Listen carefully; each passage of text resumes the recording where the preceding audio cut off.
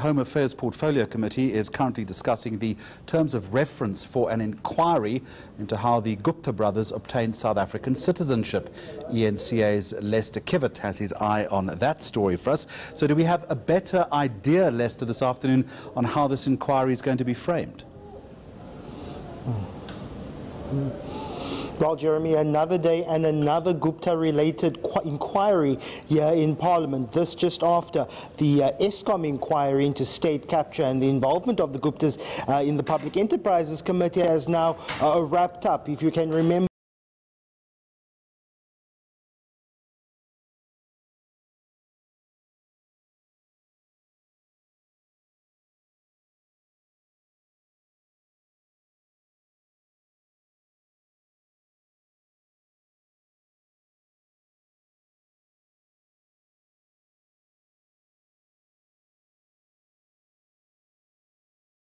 grand corruption involving the Gupta family. Now it's the time for the Home Affairs Department to hold an inquiry on just how exactly the Gupta brothers and the extended Gupta clan had managed to obtain South African naturalized citizenship. Now, in the past, Home Affairs Minister Malusi Gigaba has stressed that brothers Atul Gupta as well as Rajesh Gupta are in fact naturalized South African citizens, but has now stressed that that was under the tenures of former ministers Mangosuthu Buthelezi and Nosiviwe Mapisa Nkakula. And while the other brother, AJ Gupta, is a South African permanent resident, he is not a naturalized South African citizen. Now it's up to the Home Affairs Committee to look into just exactly how these brothers and the extended family had obtained their citizenship. It will follow almost the same procedure as the ESCOM inquiry,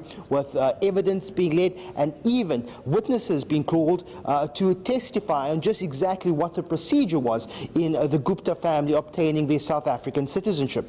Lester, I suppose it's too early at this point to have a sense of who might appear before that inquiry. That's right. It's still far too early to dictate what exactly or who exactly would be called. There was a reference from one committee member that a list of witnesses already been drawn up before this committee goes ahead. But there was another side that says that as these committees go, questions will be raised and evidence will be brought forward, and more people could be called.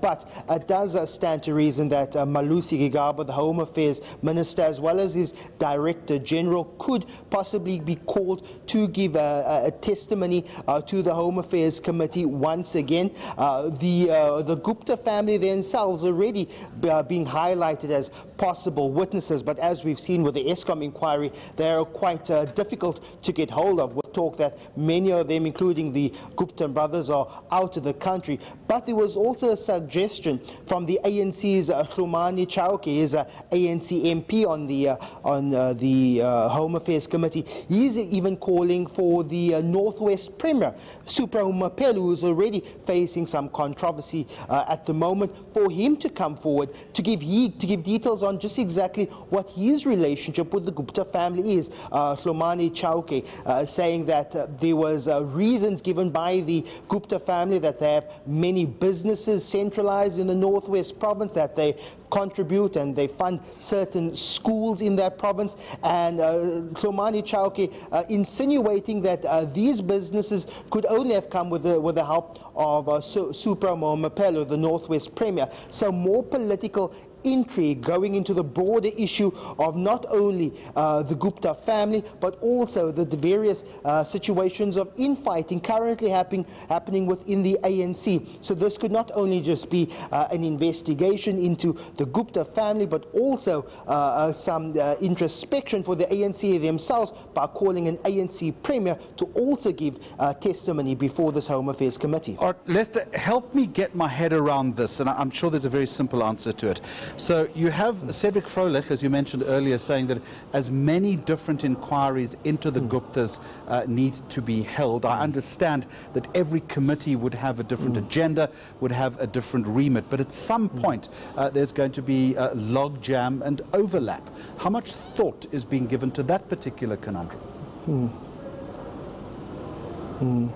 Well, when Cedric Froelich made that announcement, made that instruction, it was only really determined that 4 or 5 committees would have direct involvement with the issues of state capital. But as we've currently seen, and what we've seen now with the Home Affairs Committee, issues surrounding the Gupta family have risen in that department. So therefore, it would have been prudent for that committee to hold oversight over that particular government department. But as you said, several committees currently investigating the Guptas at the moment. There's already the Judicial Commission of Inquiry led by the Deputy Chief Justice that is also about to get off the ground. So plenty of investigation and looking into the operations of the Gupta family. Also certain criminal proceedings already being investigated by the Hawks. So, but what I've been told by the chairperson of the ESCOM inquiry,